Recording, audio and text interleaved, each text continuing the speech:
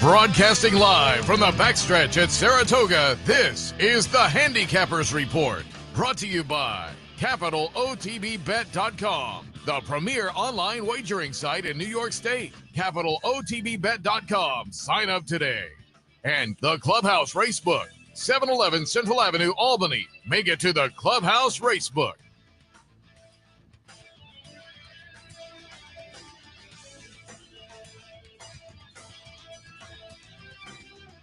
Good morning, ladies and gentlemen. Welcome to the Handicappers Report alongside Seth Merrow. I'm Anthony Mormino. And if the question you're asking yourself is, did Anthony forget his jacket? Anthony did not forget his jacket. But let me just say, 82 degrees at 7:45 in the morning today is much different than the 80 degrees I experienced in Scottsdale a couple of springs ago at 6 a.m. I think if my mom was still with it, I think the word would be sticky. Steamy, sticky. It's 9 o'clock in the morning, and hopefully I don't study weather, but a breeze, a blowout, a nice. There is a little breeze now. There is a breeze, so hopefully, but it was toasty, right? I was telling the guys.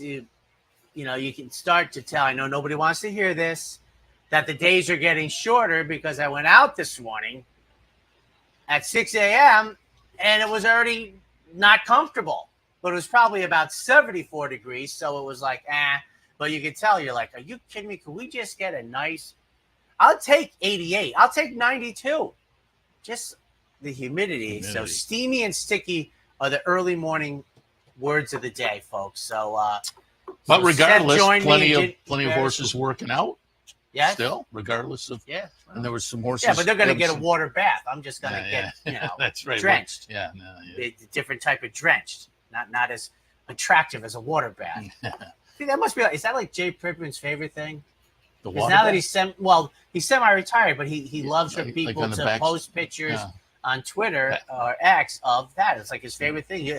When people tag him, he almost always replies to that person with like a thanks. So it must have been a well-known thing to probably in my era. Joe Hirsch was certainly on the backside, but Jay's only a couple years older than me, and I've known his name and his column really my whole adult life because he was a whippersnapper right off the bat. And like I said, I think so. I was about 22, 21 in Southern California. I got to say.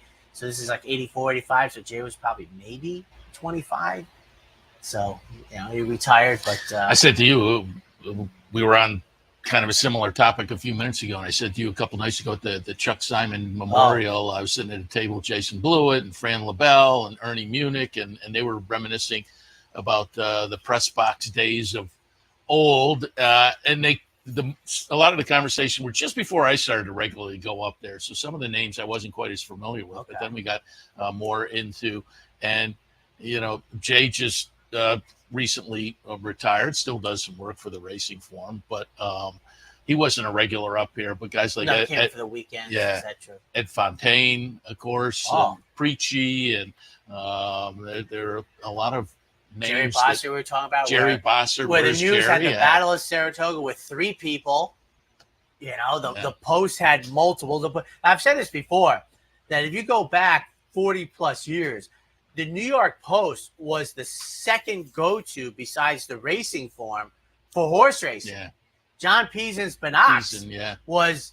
And Ray Carrison. Ray was a columnist. Columnist, yeah. And he had great stuff. Yeah.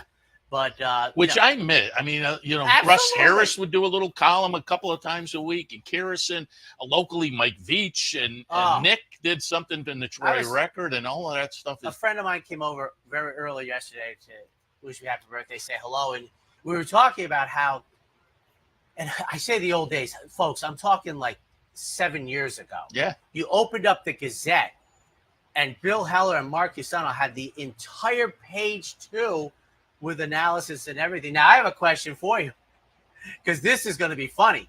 Is the guard still at the base? Yes. And that can only be to make sure people don't go up, because there's no – before you used to have to – the place was packed. You had to call. You told them who you were looking for. That person picked up the phone. They said, "Yeah, send them up." But you couldn't stay long. Yeah. You had to, hey, how you doing, etc. And if you stayed like 15, 20 minutes, the people around started looking around like, really? But now it's like, but I was thinking, I bet the security guard is still at the base of it. Yeah, Rick usually. He must know you guys all by heart now, all five of you. We're going to have lunch at 2. Come on up. Put a little cone at the first step so people don't come up. But and I have to say, this is the first time, I've said it before, where I sound like the old man get off the lawn. But here is the old man get off the lawn. What a treat yesterday. 9 races. Yeah. Nope. I think there was some consensus. And you said it yesterday. We come at it from a different perspective. We're doing it every day. And I suppose if, you come up a couple times during the meet, the 10, the 11, it gives you a little extra maybe. But yeah. And I will say this, 10 is fine too, because also my frame of reference is 1:30 in the afternoon post time, which I think the last time we did that was 89 maybe. Well, you mentioned when 9 started, and if you look historically, there were like 8 and if you get an old program, I was going to say it was a 2 o'clock post time. I think the 2 o'clock to 1:30 was middle of the 1960s. I want to say maybe around the same time. As you can tell, if you look at, I'm not an architect guy, but you can tell that roof wasn't all made at the same time. And the additional grandstand one was like the middle 60s. And I think that's probably about when. So to me, if you're going to have a 110 post, you want to have 10 races. That's kind of like the same to me. Yeah. You get out of the same thing. But I was just, home because I knew our son and the wife, they wanted to, go to dinner. And I'm very happy to do that. Still one of my favorite things to do with an 18-year-old. He's a very good son. But it was like, I'm home and I'm like, man, this card is going to end. Yeah. It's going to be like they're running the Susie O'Kane for the last race. It's like, my goodness. And I do, for Seth and anybody, long days, it's nice to get a bone once in a while. And I mean, I understand the weekends. And I'm guessing with the Susie O'Kane yesterday that I don't look in the condition book, but I suspect they wanted to run 10. Usually when they run 9, for business reasons, it's not by choice. But I always thought, and maybe I wouldn't do it the day of the jump, so then there's only 8 flat races, and I guess Blue Creek is okay. I think that's right. I think I saw something on Twitter, and that's Kerry, and I heard Frank Gallo on yesterday, so I guess it is Brion. It's not Brian. Yeah, so Brion. I think it was her horse. Am I right? And she tweeted a photo out that he's okay, back at the barn, etc. So, and how about Innate? Great name for a horse that off a 632-day layoff makes it look easy as the longest price on the board. And I tell you one thing, this is, I think, for newbies, not as easy to understand. I said, I would say practically all of my 6 and 8 to 1 shots raced well and just got run over the top by the faves, which is fine. I mean, I make the point about my usual line is the race goes through. Well, Sassy Princess, the race stopped with her. She was the goods. Iron Dome was the goods. They take a small shot, and as I'm watching Iron Dome run over the top of me, I'm like, you take 6 to 1 versus odds on. You got to expect that more than 50% of the time, they're going to run over the top of me. I was very happy with my results yesterday in a couple of fashions because I also in the Times Union have some plays of the day, and I do a stat of the day. And I will say that plays of the day, the first 4 days of the meet were a little bit anemic. I think I hit a couple of small things, but yesterday was very good. Hit a pick 4, a pick 3.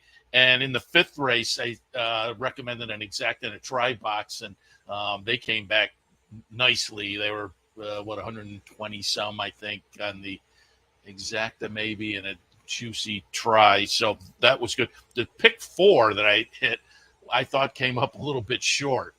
Started in the third race. So there's a $10 horse, $3 favorite, but a $12 horse and a $4 favorite. And for 50 cents, it paid $80. I thought that came up a little bit light. I know that I can tell that Seth is a scroller of social media, but boy, Haley's Comet might post more often on X or Twitter than Seth, but it is the volume of the CAWs and the CRWs and into it is the frequency is tenfold from last year, and they're putting up examples. And I think there was a parlay versus a pick 5 that just came back 33% light. One of them though. If you thought the horizontals were supposed to pay like 33% more. Yeah, one of parlay. One of them was matching the parlay, so you were at least in the ballpark. They are crushing. And but I just wanted to say the plays yesterday were pretty good. I felt good about the day overall. But I was kind of proud on the stat. The stats, I'm looking for something quirky, and sometimes what'd you have for the good folks? I did the Adam Rice stat that I talked about yesterday, and then he comes through with Spirit of New York at $12. He was a competitive edge angle.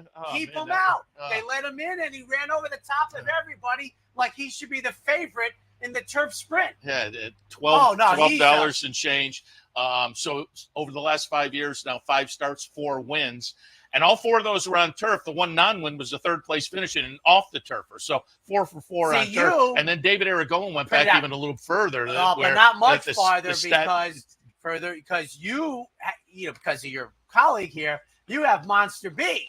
Yeah. So, it goes back, and he was I've told this story before about Monster B. That was the first day in the second race. And I tell people, if he had ever been late in the bankroll, that was when it was a weekend thing, I'd have been 800 to win. I told Brian Nadeau I loved him, but I couldn't take that risk for the people.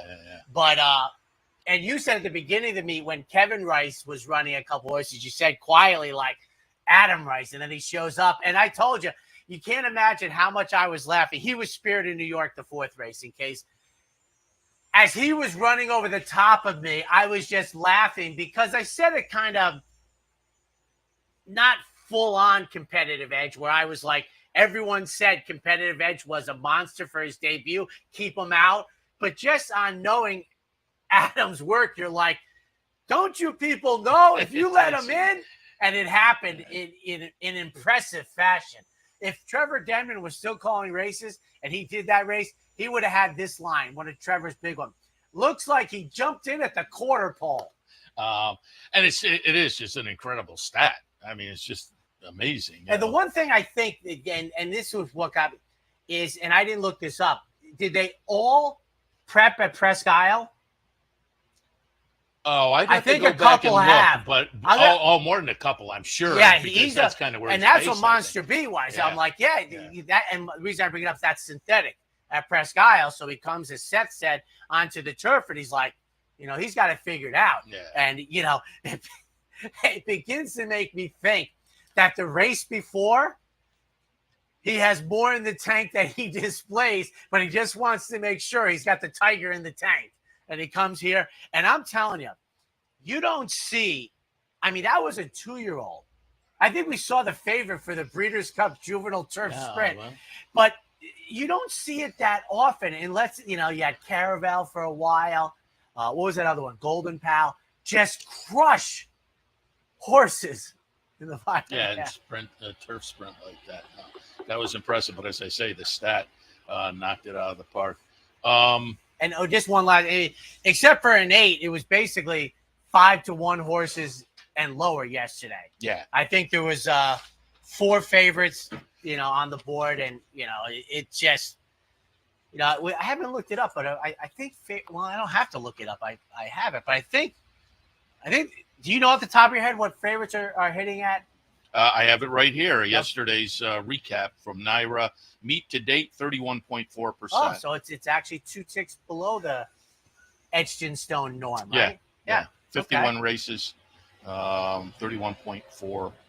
100%. 51 races, 16 favorites have won. Well, so I'm far. looking at it, and if I thought a second longer, I think we've had like 2 days where one chalk won. So that's what's keeping the 31 down. But yeah, and yesterday, 360 was what the shortest price. 360, I'll give you a little update on trainers and jockeys as well. Irad's now 2 ahead of his brother Jose, 11-9. Flavian Prat sitting in third with 7. Then it's Luis Saez at 4, Kendrick Carmouche and Joel, and Ricardo Santana tied at 3. Linda Rice tied with Chad Brown, each have 4 victories. Steve Asmussen tied with Todd Pletcher, and George Weaver's having a nice meet. They all have 3 victories now. So essentially, 5 days in, right? So. Now, with Innate in race 2, the first flat race, off almost 660 days. You might think it's the longest. It might have been light. In the old days, that horse would have been 80-1. But when he's got to, he's just getting back in shape, etc. Oh no, we go to the front and improve our position and pay $42.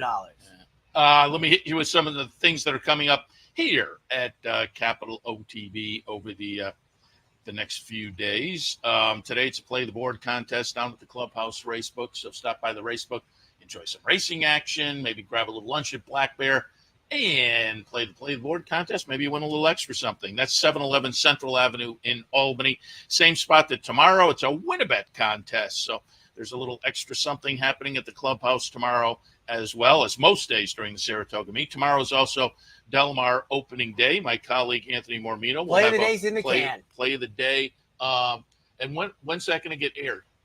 Well, we usually show. Well, they put it in the crawl, and I thank you for that. And they usually run it. It's the Oceanside, and they run it before. They don't. Okay. But it'll be on the crawl probably most of the day. They're very nice. Usually put it after the Saratoga selection, but the actual video part they put up just before the race itself. And Perfect. I did choose the Oceanside field of 10. Which there were 2 divisions I heard this year. Is that right? No, I don't think so. Okay. I thought put it, but with 10 in there, I should have looked at that. No, I don't think so. I It thought actually I heard hasn't that, been split much of late. Just just how the game has changed. The number of horses. Thick, and I'm trying to It think used to be a given that it would be split. Yeah. Saturday, Bounty Bet returns. Don't forget, it's on Saturdays during the Saratoga meet, and obviously it focuses on the late pick 5 here at Saratoga. So Bounty Bet to get in, just play the late pick 5 at Saratoga with your Capital OTB bet account. That's all you need to do to be part of the bounty. Saturday, also King of the Hill contest down at the Clubhouse Racebook, and Sunday at the Racebook, it's $100 knockout challenge. That's all coming up. You can keep up with promos and events also at the website. Keep that in mind. And I was just thinking, because I was like, well, it's kind of okay here. I realized we have the fan on. That's probably helping because it's steamy and sticky. That's going to be the word of the show over the next 40 minutes. Time for the DePaula play of the day. Steve Bick up next. And they're off. Chevrolet, Mazda, and Ford right now at the DePaula Auto Group. Take off the savings you need on the vehicle that you want. New cars, trucks, SUVs, hybrids, and all electric. Delivered with DePaula savings. And the DePaula Auto Group has hundreds of pre-owned cars, trucks, and SUVs. Remember, DePaula can service any make and model and has over 100 service bays. So buy DePaula. Think DePaula for all of your automotive needs. DePaula Auto Group. Chevrolet, Mazda, Ford, and pre-owned. DePaula.com. Hey everybody, Steve Bick back with you for the Thursday action at the Spa. Although we're coming to you from the Jersey Shore, getting ready for Haskell on Saturday. But let's focus on the nightcap Thursday and the 7-horse 80 Gold. These are New York breds, maiden 50. This is a horse that has been reined off turf 3 out of 4 starts. Irad Ortiz has piloted him to 2 good efforts, and I think he's all dirtied up in here. He's 8-1. He's going to be every bit of that 8-1, and I think short on firm going might be what he's been waiting for. The 7, 80 Gold, your DePaula play of the day. Good luck. Back with you on Sunday. And they're off. Chevrolet, Mazda, and Ford, right now at the DePaula Auto Group. Take off the savings you need on the vehicle that you want. New cars, trucks, SUVs, hybrids, and all electric. Delivered with DePaula savings. And the DePaula Auto Group has hundreds of pre-owned cars, trucks, and SUVs. Remember, DePaula can service any make and model and has over 100 service bays. So buy DePaula. Think DePaula for all of your automotive needs. DePaula Auto Group. Chevrolet, Mazda, Ford, and pre-owned. DePaula.com. And welcome back, ladies and gentlemen, to the Handicappers. But I also want to note, this tie, I messed up. I was supposed to wear this tie yesterday, Seth, because this is what I call my Detroit Lions tie, the Honolulu blue and the silver. Barry Sanders and I share a birthday. The great Barry Sanders and I share a birthday. I was supposed to wear it yesterday. I missed it. And I had a thought. I was looking at Saturday's card, which is stupendous, obviously. I was looking by the way, my tie has no meaning. No meaning. It's a Steve Bick tie. You don't even know where it comes from. So I was looking at the Vanderbilt, and I had this other idea. This will never be implemented. But I think stakes races on the dirt should start right at the pole. Because they always talk about the reason they don't do it is ruts and things like that. So if it's just the stakes races, and my point is all the time, and it's the same thing about turf races, graded, and maybe even listed no rails, because when the Breeders' Cup comes, I think it would be beneficial to, by the way, the bettors are the customers, that you see these numbers and you just have you feel as if you know they're all about as good as they can be with our teletimers now. Well, we were talking while we were off the air. The whole run-up concept to me is like, why'd they start that? I don't know. You may be right though. The moving game, but you can put it near where it's supposed to be and still move it a few feet around. A little bit, like I mean, but I think they always have. So I'm like, I'm going to give you that one. So you run 5-6 furlong races, put it wherever you think. But for the Vanderbilt, put it right on the line. And for those who'll say, well, the Vanderbilt would be a slow running time, I'm like, I don't care. It's accurate. It's like, but that was a thought I had. Some of the tracks have now been timing from right out of the gate. There's 2 or 3 that started last year, and I haven't really seen any kind of follow up on that. Whether it's been as long as the run up is accurate. I'm not going to say the track, but I called out an Equibase person a couple of years ago quietly, and they texted me back and said, I made a mistake. I got a little lazy. I said, listen, just asking. You ready? I am. So Thursday, January 17th, we get underway. Opener, Miles. I think you just zipped us 6 months ahead. You said January. Oh, okay. That's July 17th. I think this is the first scheduled 1 mile race. Claimers, we've had them. 3, yeah, we've had them. I think this is the first scheduled one. Yeah. At the traditional meet, obviously. 3, 4, 5, 6. I'm right in order here, counting down. 3, 4, 5, 6. Glint on top. Linda Rice trainee, clearly, I just said she's tied at the top of the list early in the meet. You have to pay attention to everything she sends out. But this horse, over the past couple of starts, has faced similar and has had a couple of improving efforts. You go 3 back, we're looking at 3 efforts that are on the improve. So I think just primed to run well on the move up here to Saratoga. On the, again, the class level we're sticking at, which the horse has done okay at. As You Chase Me in the second spot, nice race 2 back. That was back in April. The follow-up middle of June was okay number-wise. Finishing position not as good. But again, it was at this level behind Glint, but right in the mix. And I would expect this horse in this particular group at this level to be competitive. And then I'll go with the other Linda Rice, Lou, on the in the 5-hole. Couple of 4th place finishes most recently against Better, claimed at this level 3 back, and may just be yeah, that was a nice call on that from the rider on his horse there. Couple of close-up 4th place finishes most recently, again against Better. I think bode well today at this level. 3, 4, 5, and 6. 6, 3, 1A. Indy Magic gets my top pick. This would be interesting. We talk about the maiden claiming, and you put the claim in, and the horse. It's awful. I was wondering about the accounting also for this. So Joe Sharp claimed this horse 2 races back, was in a claiming 2L and won. So I don't think it's now then tried the turf race, which I think will help us today. We're adding the blinkers. In my days of growing up here, the turf race gave you a little more foundation, et cetera, et cetera. So, but I was thinking, the 2L, their math probably is, if I get that race, I still have a 2L condition, which this one doesn't. The math kind of works. I can get a free swing or two down the road. But when I lose, ostensibly you're going to be running against tougher. They're going to be 3L. And it changes the math, I think, slightly, where you're like, because there's not in the jurisdictions I follow, there isn't 4L. So that the waters are going to get deeper after this. So you didn't get the, you break, we said, you break your maiden claiming tag. The 2L is a nice place to go, and it's gone. But Indy Magic, I think, is in for the same price after trying 50, which was tough. I think a sharp move here with Luis Saez on board. I have Glint for second, Linda Rice. Going to be tough in here. We've talked about the post positions before where, if you're just thinking rationally, inside is good, you're right. And then the 1A who draws the outside, 6-3, 1A. Race number 2 on this Thursday afternoon, looking at state-bred maiden 3-year-olds and up. They will travel a mile on the grass. I'll be interested to see your picks only because there's a chance we could have, we doubled up on the 4. I thought we might have had 6 of the 10 covered in the main body because I thought it was wide open.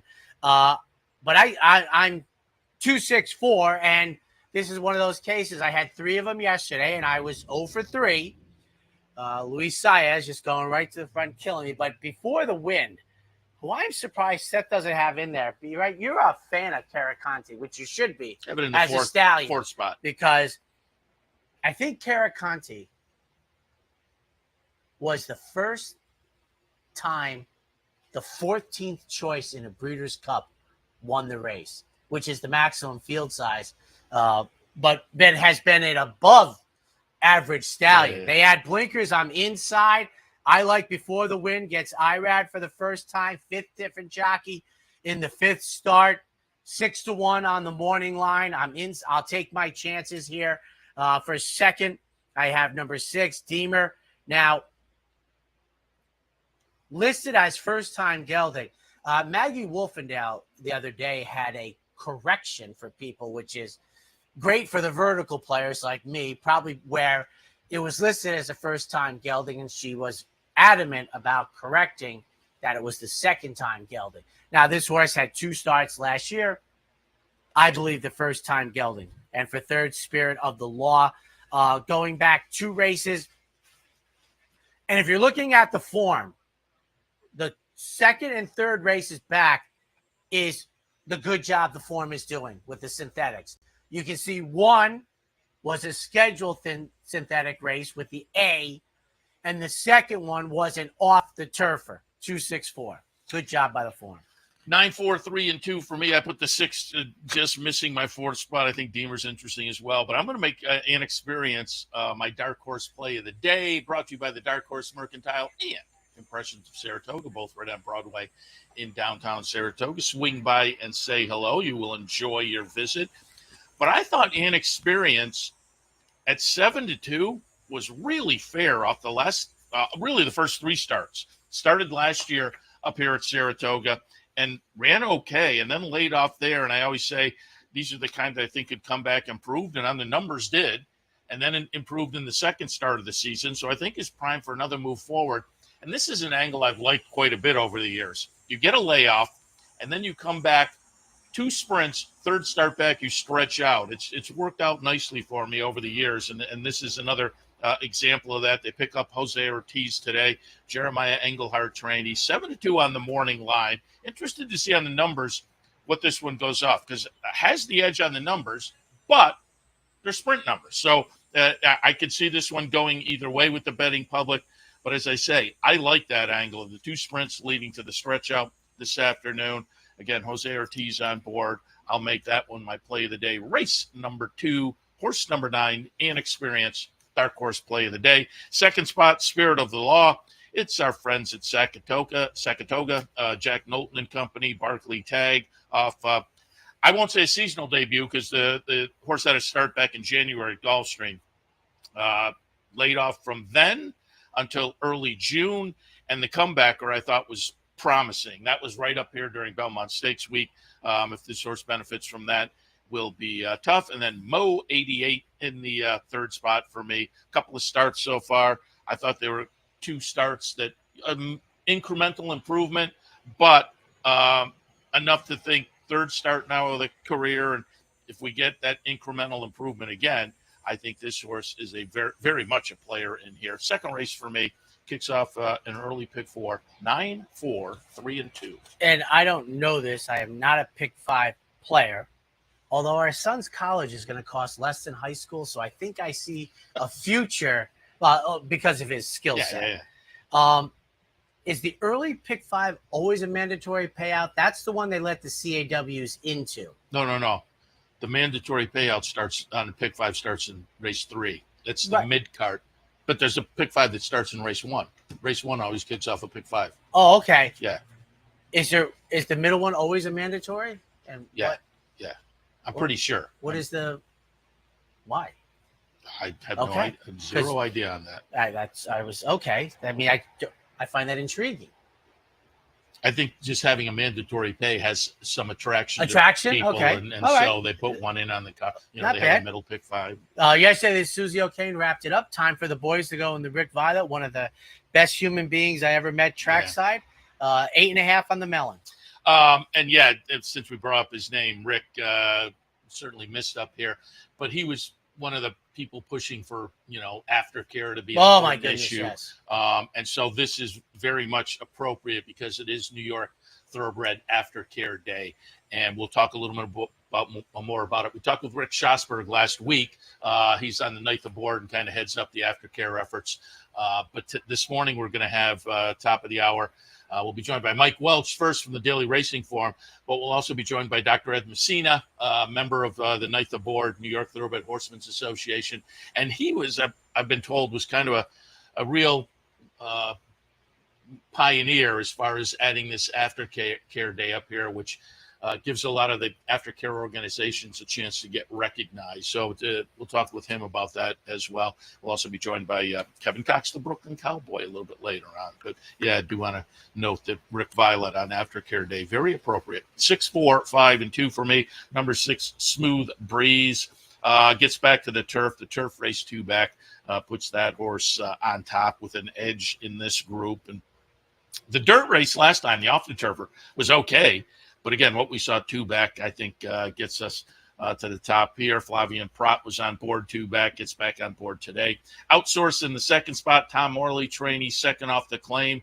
Off the claim, they thought, maybe we have a turf horse here. Worked out with a nice win when they first off the claim tried the turf back on Belmont Stakes weekend here. So we'll see if this horse can prove that to be a prescient move by moving into stakes company. This is going to be a little bit tougher, and did win that day at $100.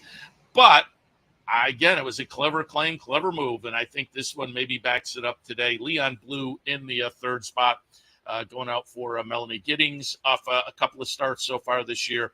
Again, we're pretty good, so I think this horse can be a player as well. 6, 4, 5, and 2. Safe bet it's named after Leon Bluzewicz. I would assume, yeah. I'm 2, 6, 5. If you're a horizontal player, I think they go 5, 6 and they move on. But I'm a vertical player. Sounds like a plan to me. I think has to moderately, unless Smooth Breeze backs up a little, I have to improve a little bit off of the seasonal debut. I got the regression at the Saratoga race back in June. I think I'm in good position. I'm down inside. I figure I'm going to get in the neighborhood of 5-1 or maybe even better if they go strongly for the 5 and the 6 who I have underneath. Yes, I know outsource also sounds like a plan in the last, but I like the race set. Sounds like a plan put in. They add blinkers today. Smooth Breeze is, consistently, I shouldn't say consistently, in the last effort seemed to hit a new ceiling. And then Leon Blue, boy, this horse Seth has done well by having been parked outside before and draws a much better. He might be parked outside, but he's a lot closer to the store and other times 265.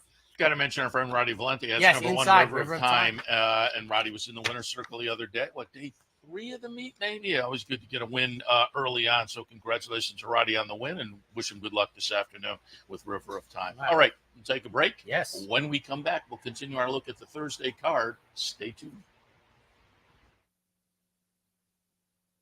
For more than 4 generations, Bruce Cerrone and his family have continued the 103-year tradition of delighting their local following and faithful summer crowd with the finest authentic Italian recipes. Classic Italian dishes made with the freshest ingredients, served in a home-like setting. Some things have changed in the last 103 years, but not Pinnell's commitment to the finest in Italian cuisine.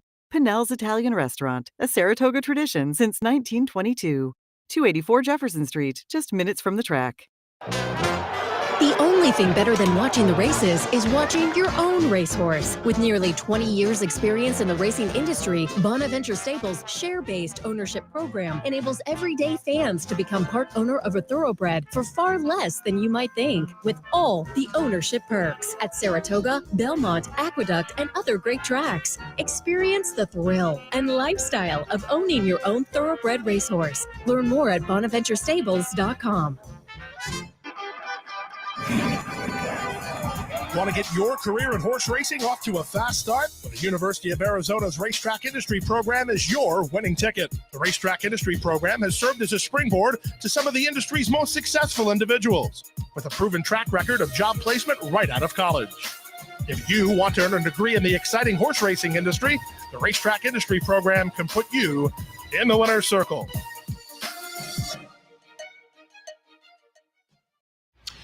Welcome back to the Handicappers Report on this Thursday morning. Again, a little steamy here, but there is a breeze. Now, we also have an electric breeze in front of us, but you can look at the trees.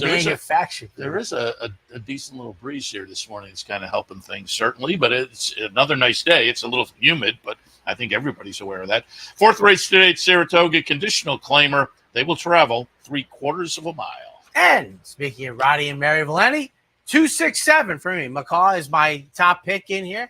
Comes off of a W in the slop. And for regular viewers, you know, I compartmentalize efforts and numbers earned on off goings. But before that was running in good form off of a long layoff. You know, it's not news anymore, but one at 9-5 off of I'm going to guess an 8-month layoff. Just no problem down the road. Cycling in good form seems like a very, very sharp claim for Roddy and Mary. So McCall, my top pick. Right up for second, Fernando Abreu, who's having it's not always about wins. It's about your horses running better than odds. And the race goes through the 7th. Shlomo for Bill Mott dropping in for 17,000, a big drop, 267. Yeah, the other day I saw Fernando, and I said, we got to get him back on this year. And I also saw Jay Provenzano from Flying P, and I said, we have to have him on. And he was with Roddy, and Roddy said, we're going on together. I said, perfect. So it all ties in there. Maybe I should have had him this morning. But 2, 7, 4, and 6 for me. I also used the Roddy Horse McCaw coming off the nice win last time, and 2 for 3 so far this year, bookending a decent little 3rd place finish. So clearly comes in good form for Linda Rice. Shlomo for our friend Lee Einseidler. This one takes a class move that I think will be beneficial. It's another one that maybe makes you scratch your head a little bit off a fade job last time, but was in the hunt before fading. And so I think that bodes well that shopping for another level may be productive. And then in the 3rd spot, Arcadian off the claim for Linda Rice. Now, they dropped down to this level, and that got claimed for 17. They come right back, but did not show a whole lot there, albeit with a troubled trip. So I'm hoping we can maybe draw a little bit of a line through that one and get a better effort. 2nd time down at this 17.5 level, and first off the claim as well. 4th race at Saratoga, 2, 7, 4, and 6. On to the 5th, maiden claimers going 6. 2, 8, 3, and 4 up with Air 8 on top. A couple of turf tries for Linda Rice. They were both against, I would say, significant. I see what you did there. What did I do? Air 8. Turf tries. You aerate your lawn. I see what you did there. I see what you did. I wasn't thinking. It's early, it's hot, and it's steamy, but I see what you did. I haven't thought about that since my old days working on the golf course when you'd aerate the greens at some point, and everybody would be up in arms because putting on aerated. Not realizing that it's for the betterment of. Yeah. But went in some maiden 50, so I think it's a fairly significant drop down to maiden 20. That said, I don't know if there's a whole lot of levels in between to take your shots with necessarily, but I think the class move will make a difference. I also like the turf to dirt move to be productive.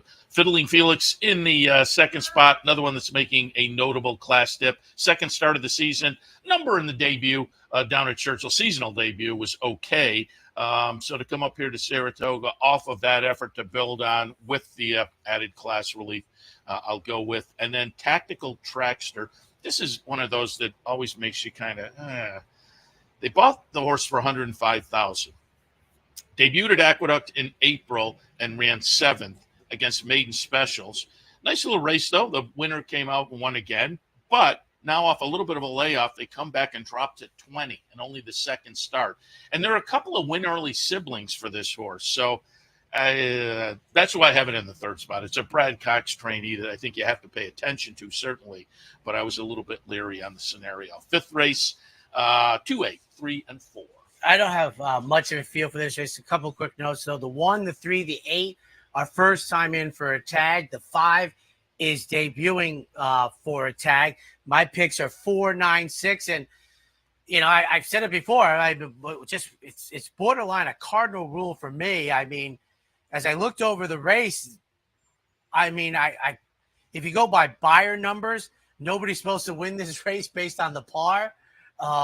And just, you know, Army Proud to me seemed to be a horse that at 9-2 morning line that I think a little bit of push up, you know, off could be good enough. Here's the problem. This will be the 7th career start, has only run on the dirt under fast conditions once. I have off the turfers, I have slops. So I almost should be requiring a higher price for the amount of guessing I'm doing here. Motel Patel in for a tag here, lowest one.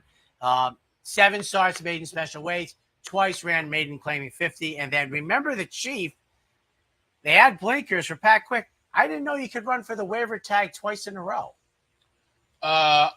Well, you know, given that's the case, but I know down in Oaklawn that's been the rule for a few years. I thought the idea was we give you a shot. Well, like I say, it changed within the last couple of years down at Oaklawn and maybe other jurisdictions for one. And by the way, I can't verify it, but I think I'm right, so I'll say it. I think I'm trying to keep a list of the voided claims, and they do say something. It said vet.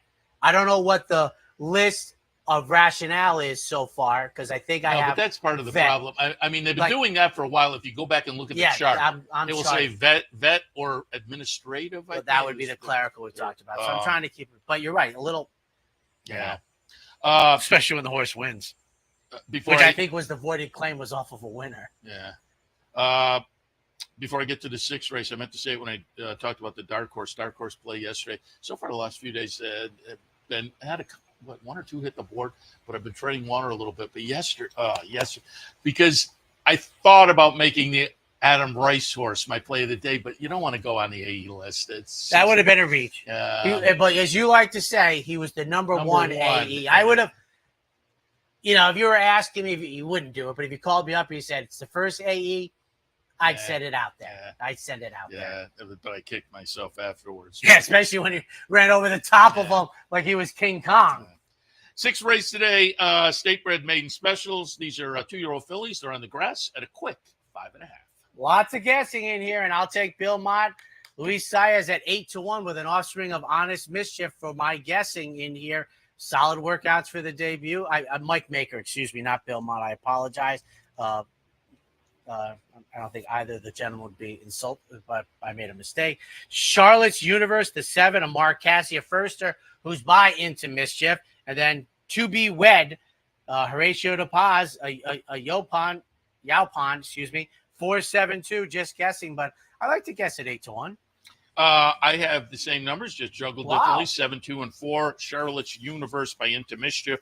Into Mischief this year, 52 first-time starters, 9 wins, 8 seconds, 7 thirds. Those are pretty good numbers.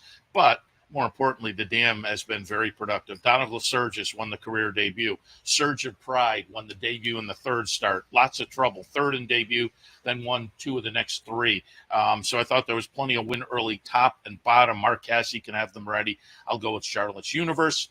2, Be Wed by Yaupan. Again, he's gotten off to a really nice start as a sire. Dam has produced debut winners Red Moon and Dark Wings over Dubai. Both of them won their first 2 starts. So I thought there was a lot of win early there. If you need a late guess, maybe we can hook in the Meg, right? That's got to be the Meg in the go-kart. Oh, I assume, yeah, probably. Yeah, just say, hey, come over. Stick around in case I don't get confirmation. We have had him do Well, just that in the past. You can do Meg 2. You can do Meg in your section 1. I don't want to produce your show. 1 and 3. Section 1, you can either do horse racing, and the other one you do food. You could get two for 1. Bring a little grill up Yes. there. Oh, that would be a fantastic idea. Third spot, I will go with Trading Trouble. Another Mike Maker runner, as you said earlier. And I looked at the June 23rd work, 47-4 from the gate. And I thought, I like those back ones. That's interesting. So 6th race for me, 7-2, 4 and 8. Take a quick break. We'll be back with the late pick 4.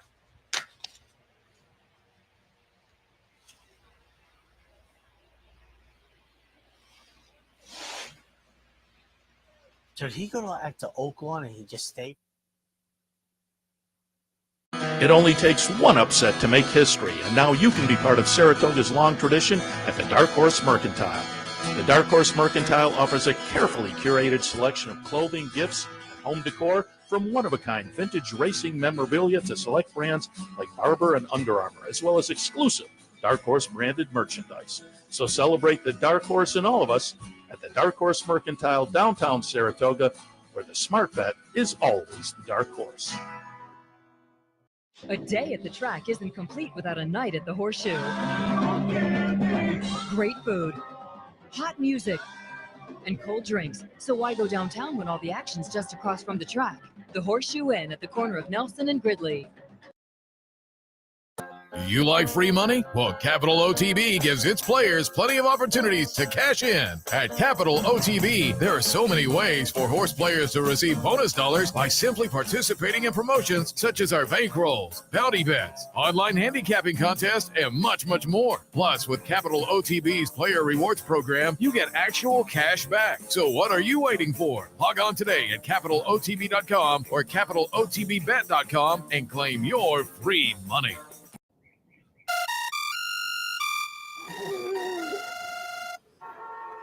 Come on. I want sales reports on my desk by Monday. Whoops. My bad. Love racing? RTN brings you every live simulcast on your home television, plus live video streaming and race replays on your PC and mobile devices. To order, visit RTN.tv. RTN, a breed apart. Welcome back, ladies and gentlemen. Race number 7 furlongs at our front windshield. Claimers.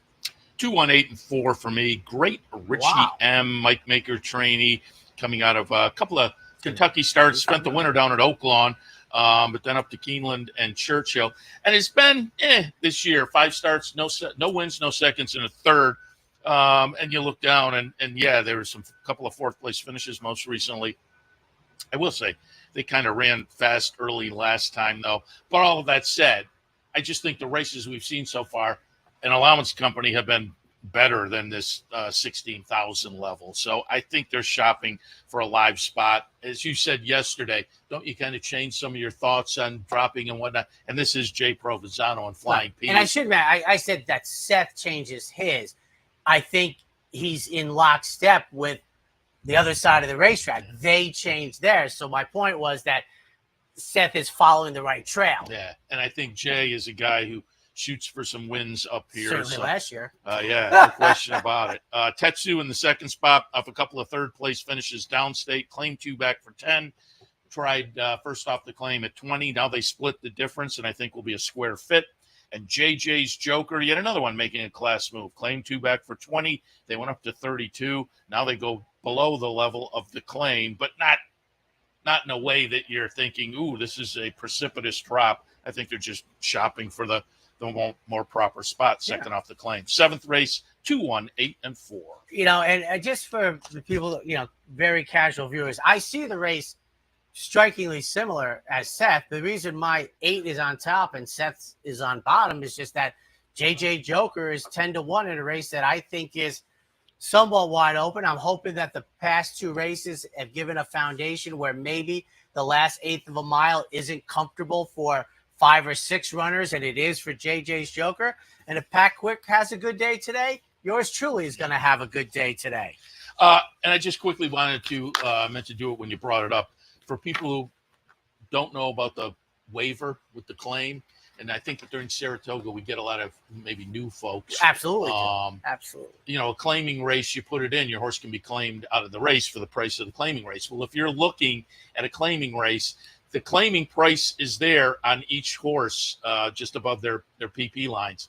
And if there's no price there, they're in for the waiver. And it was a new rule, and I think a really good rule. Because I agree based on what I was told the original definition was. I still think the second time. But, okay. If you bring a horse to the sidelines for 6 months and do right by the horse, you put a lot of money into the horse.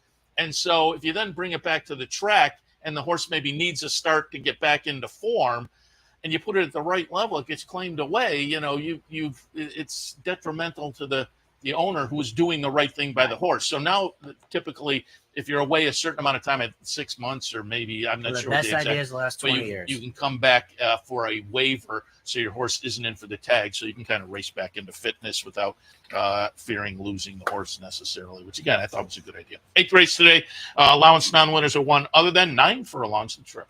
6-3-1, Stars and Stripes. Stars and Stripes gets another day for Bill Mott.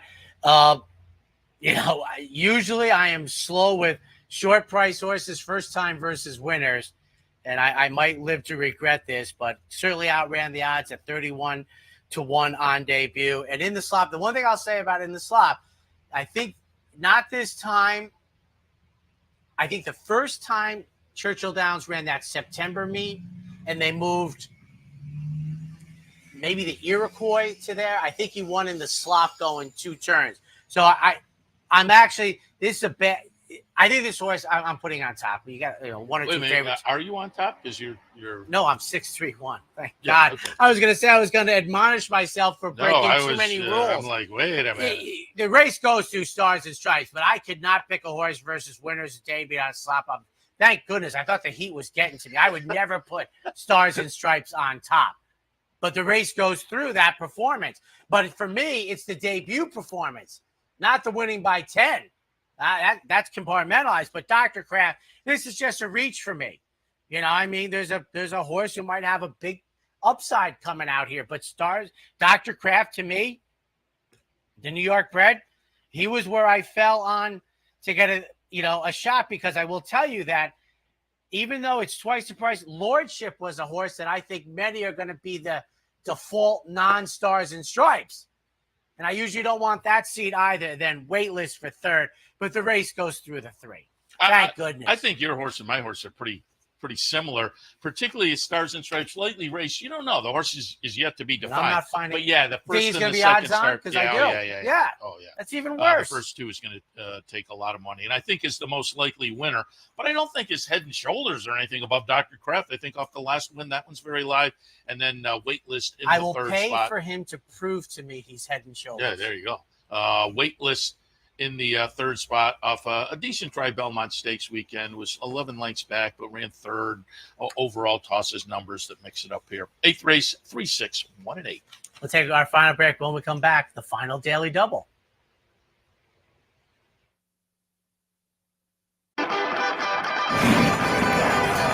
Want to get your career in horse racing off to a fast start? Well, the University of Arizona's Racetrack Industry Program is your winning ticket. The Racetrack Industry Program has served as a springboard to some of the industry's most successful individuals, with a proven track record of job placement right out of college.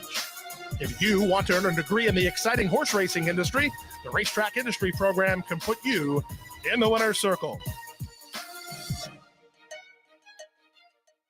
For more than 4 generations, Bruce Cerrone and his family have continued the 103-year tradition of delighting their local following and faithful summer crowd with the finest authentic Italian recipes. Classic Italian dishes made with the freshest ingredients, served in a home-like setting. Some things have changed in the last 103 years, but not Pinnell's commitment to the finest in Italian cuisine. Pinnell's Italian Restaurant, a Saratoga tradition since 1922. 284 Jefferson Street, just minutes from the track. Sometimes it pays to go with the flow, to check your worries at the door, to reconnect with your crew, to follow the thrills and the flavor, to roll with it and see where it takes you, to enjoy every minute to its fullest, and to dance like there's no tomorrow. You can do that here at Rivers Casino and Resort Schenectady, where the good times flow. And welcome back, ladies and gentlemen. Just to be clear, not only is it flip-flops, T-shirt, and shorts weather, it's performance T-shirts and shorts. You were extolling the virtues of the performance fabric. Anybody, earlier. especially who play golf, you know it's like the greatest invention, the performance. 9th race, mile on the inner. 7, 2, 8, 9. I'll put Enlighten on top. Todd Fletcher trainee.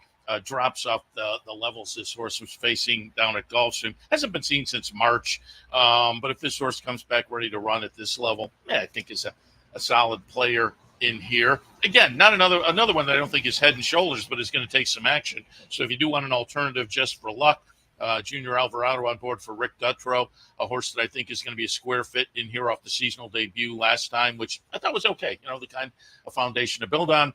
And then Fredo in the 3rd spot at 10-1 on the morning line. I thought the Antonio Sano trainee coming up from Gulfstream, I think Johnny Velasquez on board. Don't sleep on Fredo. I think this horse is going to fit with these today as well. Again, if the morning line holds up, a nice price. 7, 2, 8, and 9. I am 7, 6, 9. Enlightened. First time in for a tag. Seth mentioned March 29th, the last race. I'll tell you, nothing lower than the morning line I find attractive. 8-5 is as low as I would be inclined, because I don't think this race is a slam dunk. Barnstorming. Bruce Brown claimed this horse for $35,000.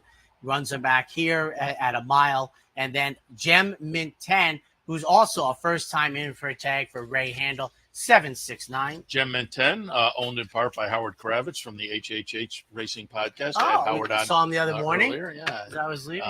So we're certainly rooting for that one. Also, Delphi involved as well. 10th and final today, scheduled to go off about 6:15, 5.5 on the grass. State-bred maiden claimers. You got the guests backing up. Yeah. 11, 14, and 1, a producer's dream. Film Academy, first time in for a tag. Adds blinkers, first start in the year. I think it was 3 years ago, Seth, I made the determination that I don't care about layoffs anymore. I mentioned it to the audience as a point of reference, but I don't care. And Nate at $42 should go right to the head of the class. And then, I don't usually do this, but Out of the Fog, to me, is very scary if we get in. It's the second AE, but it's a big field, so I thought there's a chance the second would have the option, and then number 1 for third. So 11, 14, and 1. I never thought about that, but I'd like to ask a kid, a younger, it's somebody who's relatively new to the game, past 10 years or so. Things like weight or layoffs, does it hit their wheelhouse at all? Well, two because things. Back in our day, you're right. The Huge layoff things. was like, you're out. I talk about weight as a part of my selections maybe twice a year now. And layoffs, I only mentioned to the audience because I pivoted away, and I'm like, I don't care. And I want the audience to know that, they don't need to know that. I'm curious if people are just getting into the game. That's interesting. I don't even You're think right. that. And doesn't even. For me in the 10th, 11, 1, 7, and 12. Film Academy on top for Mark Cassie. Hasn't been seen since last year. But again, we'll negate that layoff. The drop also mitigates it a little bit. Ori in the 2nd spot off a good try. A couple of good tries. A couple of improving tries. Let me put it that way. And 80 Gold, the Steve Bick play of the day, coming off a nice try, moving down to this level last time. In the 10th and final, 11, 1, 7, and 12. Well, I will reiterate, it's not getting cooler. So, to me, the track is just such a great place. But I'm just saying, it would be more enjoyable if you're cool. And I've said this before. What we do under lights and shirt and tie, we even gave up the jacket. I think in flip-flops and a performance tee and shorts, I'd be like, this is great. Yeah. It's great. Yeah. So just dress appropriately. Yeah, no, I totally agree. All right. He stays. I go. We'll see you back here tomorrow morning. This has been the Handicappers Report, brought to you by CapitalOTBBet.com, the premier online wagering site in New York State. CapitalOTBBet.com. Sign up today. And the Clubhouse Racebook, 711 Central Avenue, Albany. Make it to the Clubhouse Racebook.